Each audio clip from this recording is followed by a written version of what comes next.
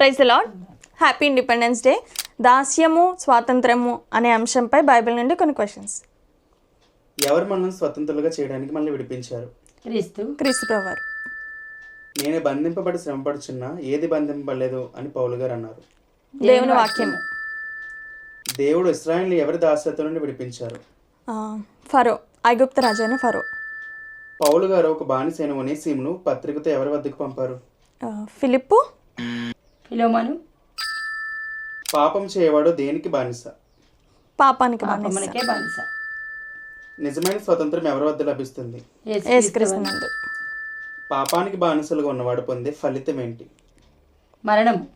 పాపం వల్ల జచ్చు చేత మరణం. పౌలు శీల సంఖ్యలతో బంధింపడినప్పుడు ఏం చేశారు? ప్రార్థన, పాటలు పాడారు. పాటలు పాడుకున్నారు. దేవుడు మనల్ని ఏ సంబంధమైన అధికారం నుండి విడుదల చేశారు? అంధకార సంబంధమైన అధికారం నుంచి. పాపమనే కాడి నుంచి మమ్మల్ని విమర్శించారు. క్రీస్తు మనం స్వతంత్రంగా చేశారు కాబట్టి మనం మరలా ఎందులో చిక్కుకోకూడదు? పాపం అనే దాస్యంలో కాడి కింద చిక్కుకూడదు. పాపం నుండి విముక్తి పొంది దేనికి దాసులమయ్యాము?